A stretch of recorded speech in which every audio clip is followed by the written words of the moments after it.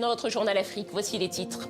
En Tunisie, le désintérêt des électeurs pour les élections législatives. Un peu plus de 11% seulement de participation pour le second tour qui se déroulait ce dimanche. On retrouvera notre correspondante dans quelques instants. La RDC s'apprête à accueillir le pape. Le souverain pontife arrive dans la capitale congolaise mardi. Visite très attendue dans le premier pays catholique d'Afrique. Nous en parlerons avec notre invité, le journaliste Christophe Rigaud. C'est un collectif d'enfants ougandais. En quelques mois, ils sont devenus des stars des réseaux sociaux grâce à leur chorégraphie énergique et pleine de joie. Les Ghetto Kids sont à Paris, invités du club du Paris Saint-Germain. Nous les avons rencontrés. C'est donc un second tour sans aucun enthousiasme qui s'est tenu ce dimanche en Tunisie. Les résultats préliminaires des législatives donnent la participation à un peu plus de 11%. C'est le taux le plus bas depuis la chute de Ben Ali en 2011. Compte rendu avec Jean-Luc Eguezier. Des bureaux de vote ouverts, des urnes en place mais très peu de votants. Dès l'ouverture ce dimanche, la participation s'annonçait faible pour ce deuxième tour des législatives en Tunisie. Déjà, le premier tour était marqué par une abstention massive. 90% des électeurs ne s'étaient pas déplacés. Dans la matinée à Tunis, on pouvait quand même croiser des retraités opiniâtres. Je suis venue voter pour exercer mon devoir en tant que citoyenne, pour servir mon pays avec mon vote. On espère voir de bonnes choses à l'avenir.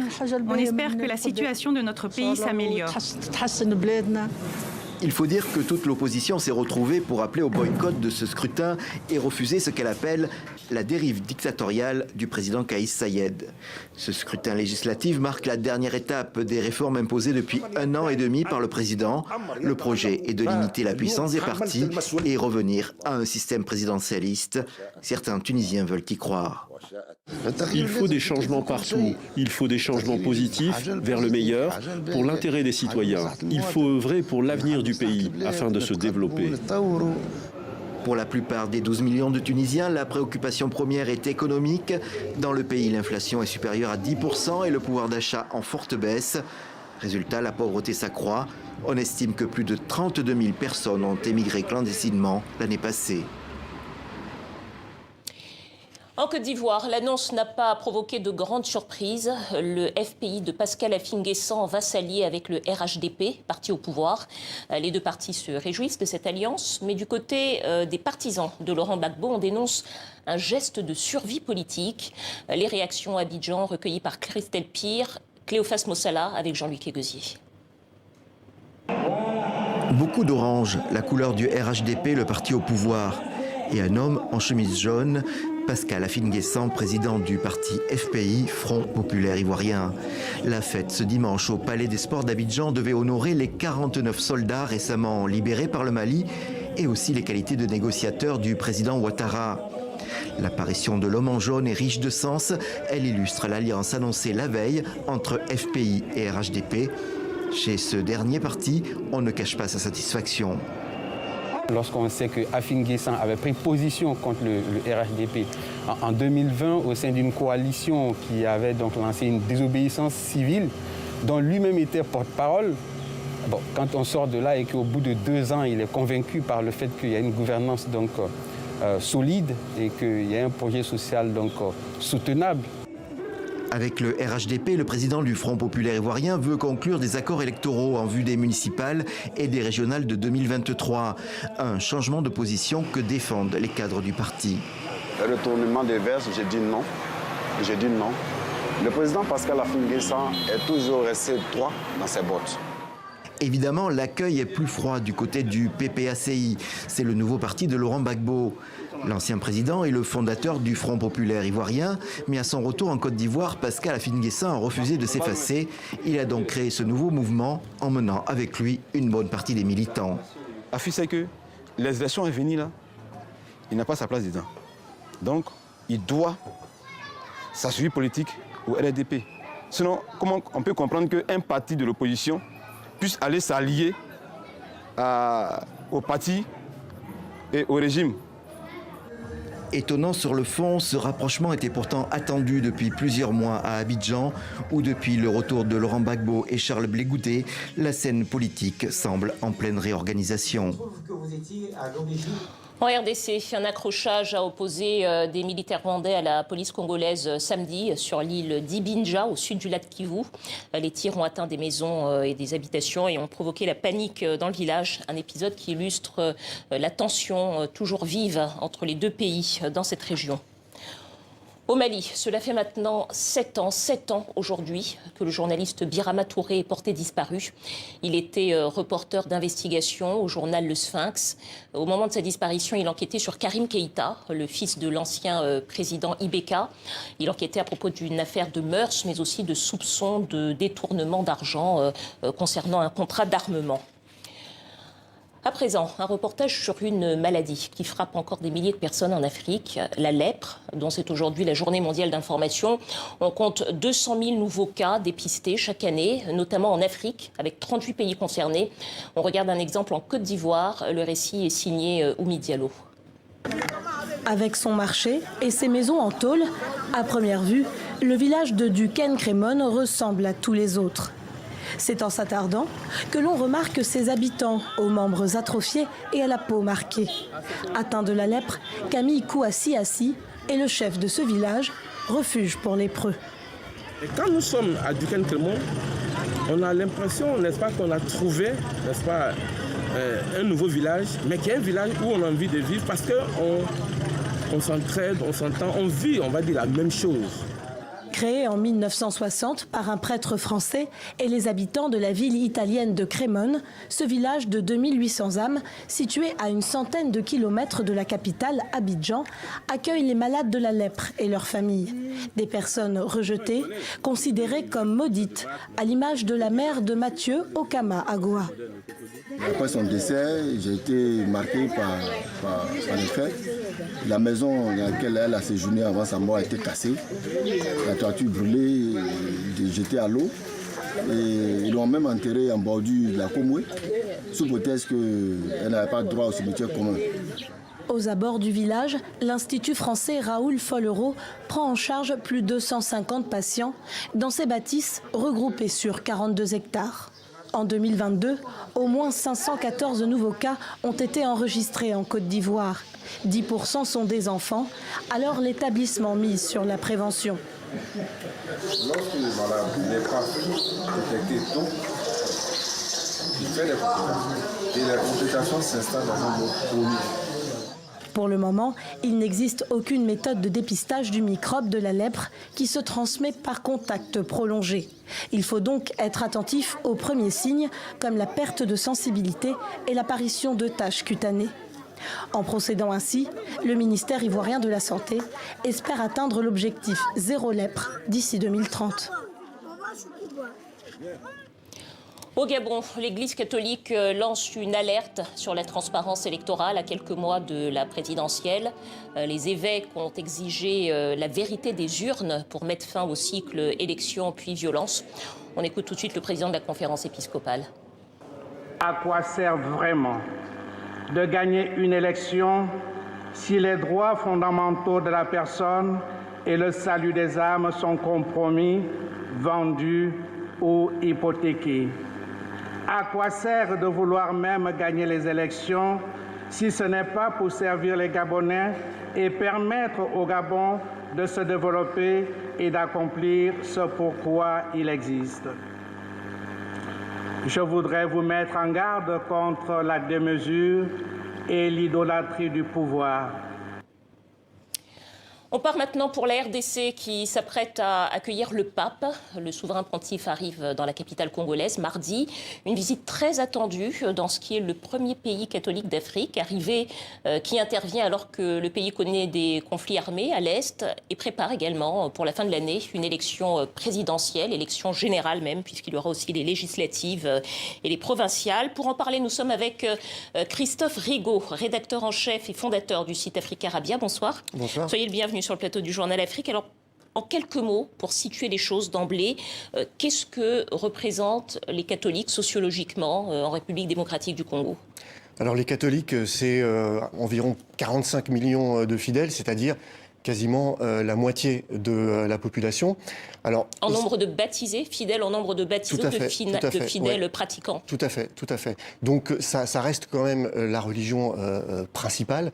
Donc en RDC, alors c'est historique avec la colonisation et les Belges, mais si on ne va pas si loin dans le temps, je dirais que c'est toujours une institution qui a joué le rôle de substitut face à un État défaillant. C'est-à-dire que dans les régions reculées particulièrement, tout ce qui tourne autour de la santé, de l'éducation, eh bien, l'Église catholique était présente.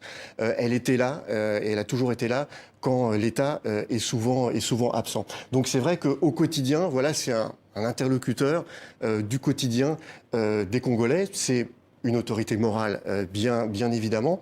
Et puis c'est aussi, je dirais, une institution qui reste éminemment politique. Et ça, c'est une spécificité vraiment congolaise parce qu'elle joue, et elle a toujours joué un rôle politique majeur. Alors justement, parlons du rôle politique. Quelle est son influence réelle dans la vie politique en RDC? Alors l'Église a toujours été un rôle de contre-pouvoir. Elle a toujours servi de médiateur à chaque crise congolaise, que ce soit dans les années 1990 sous Mobutu, quand il s'ouvre au multipartisme. Voilà, la conférence nationale souveraine, c'était l'Église catholique qui a joué ce rôle de médiateur. Lorsque Joseph Kabila, entre 2016 et 2018, a repoussé par 2 fois les élections, eh bien, c'est l'Église catholique qui a permis notamment de signer le fameux accord de la Saint-Sylvestre, qui a repoussé les élections et faire en sorte que opposition et puis majorité puissent continuer à être d'accord, à se mettre d'accord sur le calendrier électoral. Donc c'est vraiment un acteur incontournable de la vie politique congolaise, et ça l'est encore aujourd'hui. Alors on se souvient en 2018 de la voix forte portée par l'archevêque de Kinshasa à l'époque, le cardinal Musengo, à qui a succédé ensuite le cardinal Ambongo. On se souvient également du poids des marches de la coordination de la CLC, coordination des laïcs catholiques. Est-ce qu'on doit s'attendre, est-ce qu'on peut s'attendre à la même chose cette année électorale ? Écoutez, si il y a effectivement report des élections, si il y a contestation, je pense que l'Église catholique aura encore son rôle à jouer. Et c'est vrai que ce voyage du pape François, c'est une aubaine en fait aussi pour Félix Tshisekedi, pour en fait essayer de recoller un petit peu les morceaux entre lui et l'Église catholique. On se souvient qu'en 2018, la Senko avait expliqué que selon les chiffres qu'elle avait collectés, le chef, enfin la personne qui était qu'on avait décidé, enfin qui était élu président de la République n'avait pas été réellement élu en réalité, selon les chiffres de la Senko. Voilà, la Senko avait en fait mis sur le terrain 40 000 observateurs, et selon ses propres chiffres, voilà, c'était Martin Fayulu qui était arrivé. Est-ce que les relations entre le chef de l'État, Félix Tshisekedi, et l'Église catholique se sont arrangées, si je puis dire? Alors ça s'est amélioré avec le temps, mais il y a ce premier contentieux quand même sur ces élections contestées. Puis il y a un deuxième contentieux qui est sur la désignation du président de la CENI, de la commission électorale, où l'Église catholique a dénoncé les pressions du camp présidentiel pour imposer en fait Denis Kadima, qui était le candidat du camp présidentiel. Donc il y a ces deux contentieux qui sont quand même importants entre l'Église catholique et Félix Tshisekedi, et je pense que cette visite va permettre de retisser peut-être les liens entre le président Tshisekedi et l'Église catholique, parce que voilà, en cas de report et de contestation, Félix Tshisekedi aura besoin de l'Église catholique s'il y a besoin d'une médiation pour, par exemple, reporter les élections et se mettre d'accord sur un calendrier, sur un nouveau calendrier électoral, par exemple, comme ça a été le cas sous Joseph Kabila. Alors justement, à propos de médiation, le Vatican, c'est un État, donc c'est aussi un pouvoir politique et même diplomatique. Est-ce qu'on peut penser que le Vatican peut jouer un rôle dans le conflit diplomatique qui oppose la RDC au Rwanda ? Non, beaucoup moins que ça a été le cas, mais je dirais la communauté internationale dans son ensemble. Là, sur le conflit, donc la situation sécuritaire qui se dégrade fortement à l'Est, là on voit que l'ONU a quasiment perdu la main avec la MONUSCO et que ce sont maintenant des instances régionales qui ont pris la main sur la crise sécuritaire. C'est la communauté des États d'Afrique de l'Est qui diplomatiquement ont fait pression sur le Rwanda, mais aussi sur Félix Tshisekedi pour qu'ils puissent se rencontrer et se mettre d'accord à Luanda, et puis pour envoyer des troupes, donc cette fameuse force régionale qui est cette nouvelle force d'interposition qui intervient au Congo, qui est une sorte de MONUSCO bis, mais qui vient suppléer les défaillances de la MONUSCO. Donc c'est vrai que le petit État du Vatican par rapport à ces enjeux qui sont maintenant plus des enjeux régionaux pèse beaucoup moins. Dernière question pour résumer le tout. Que peuvent attendre les Congolais, les catholiques congolais de cette visite du pape chez eux ? Alors je pense... La dernière visite du pape, je crois, il faut le rappeler, c'était en 1985. Tout à fait. C'était il y a 37 ans. Je pense qu'ils attendent des paroles très fortes sur le conflit à l'Est. Ils attendent aussi des paroles très fortes sur la démocratie, sur la transparence et la crédibilité du prochain scrutin. Mais surtout, je pense que ce conflit, cette visite, pour moi, aura le mérite, je pense, de jeter un coup de projecteur sur ce conflit à l'Est, qui est un conflit largement oublié, sous-médiatisé, et je pense que c'est un coup de projecteur qui sera important pour les Congolais de montrer effectivement que ce conflit existe. Merci à vous, Christophe Rigaud, fondateur du site Africa Rabia. Et pour prolonger ce sujet, je vous renvoie à notre article sur l'influence politique de l'Église catholique en RDC sur notre site internet www.tv5monde.com. C'est un collectif d'enfants ougandais. Ils sont devenus en quelques années des stars, de véritables stars des réseaux sociaux grâce à leur chorégraphie énergique et pleine de joie. Les Ghetto Kids sont à Paris. Ils sont invités par le club de football du Paris Saint-Germain. Et nous les avons rencontrés. Reportage de Camille Ballan avec Golnouch Barzegar et Emmanuel Marty. C'est une bande de gamins un peu frigorifiés, un peu fatigués et un peu dissipés. Mais il suffit d'envoyer la musique et leur donner quelques secondes de battement pour qu'ils se mettent en place et se transforment en une troupe de danse professionnelle. Les Ghetto Kids, en français les enfants des ghettos, sont de passage à Paris ce dimanche pour danser sur la pelouse du Parc des Princes avant le coup d'envoi du match PSG-Reims. C'est bien d'être là, mais il fait froid. Oui, on est allé à Disneyland, c'était génial. D'habitude, ils dansent ici, à Katwe, un bidonville de Kampala, la capitale ougandaise, où leur troupe a établi son QG, sous l'impulsion de Daouda Kavuma, un ex-professeur des écoles, lui-même enfant des rues. Ghetto Kids est une ONG que j'ai fondée. Aujourd'hui, il y a 30 enfants, des orphelins, des enfants défavorisés, des enfants des rues de Kampala. Notre objectif est d'utiliser la danse, la musique et le théâtre pour aider ces enfants à accéder à l'éducation, aux soins de santé, au logement et à la nourriture. Tout a commencé en 2014 avec une première vidéo devenue virale.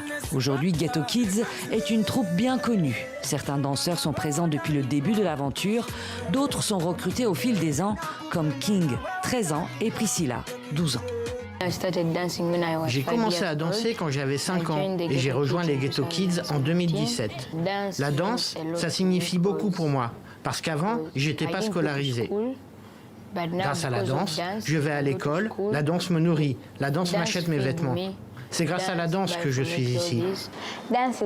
La danse, c'est tout pour moi. Elle me donne tellement d'opportunités.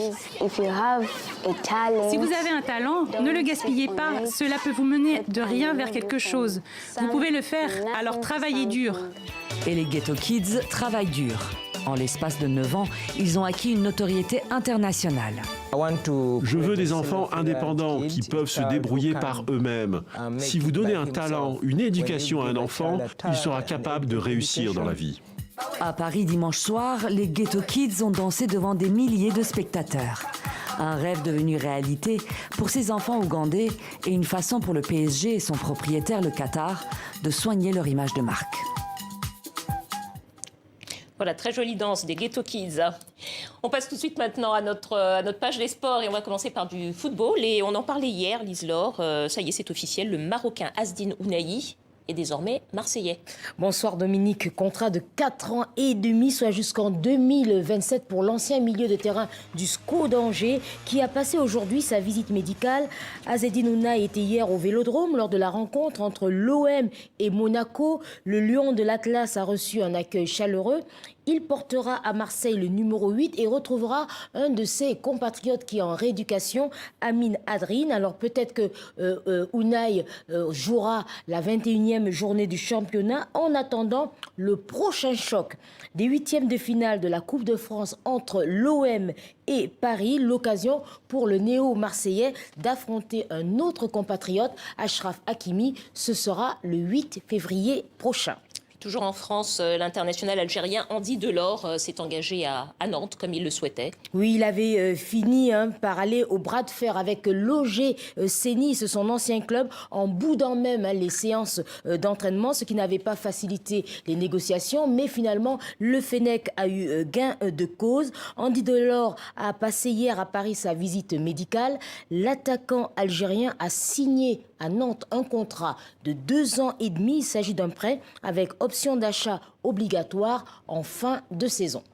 On revient en Afrique avec le Tchad en Algérie. On connaît l'affiche des demi-finales. Oui, les demi-finales se joueront mardi prochain. La première opposera à Oran le pays organisateur, l'Algérie, au Niger. En cas de participation, le Niger va disputer sa première demi-finale dans cette compétition face à des Fennecs qui vont bénéficier du soutien du 12e homme.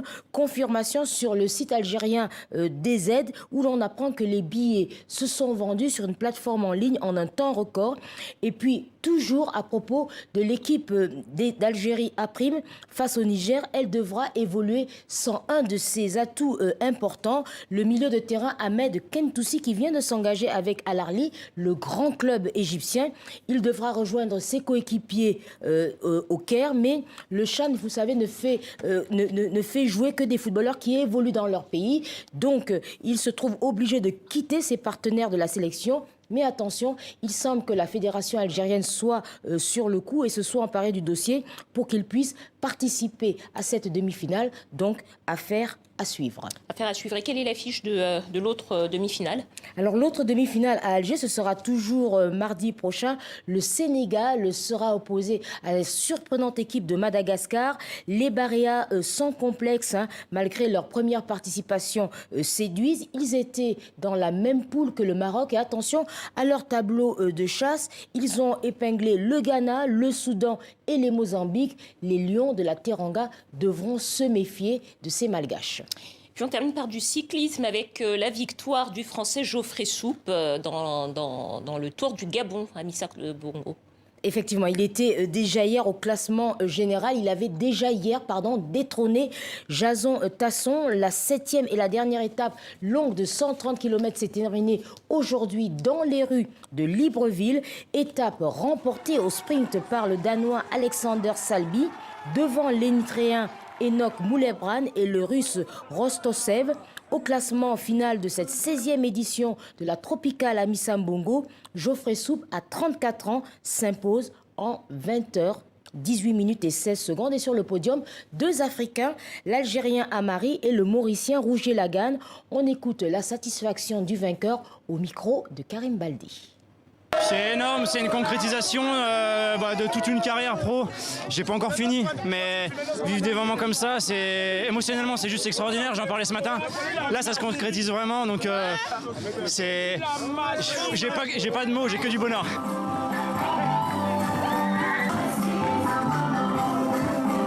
Merci Lise Laure, on vous retrouve la semaine prochaine. Voilà, c'est la fin de ce journal. Merci à vous, merci à tous nos téléspectateurs qui nous suivent depuis la Colombie, depuis Singapour et depuis Kinshasa. C'est la fin de ce journal, à vendredi.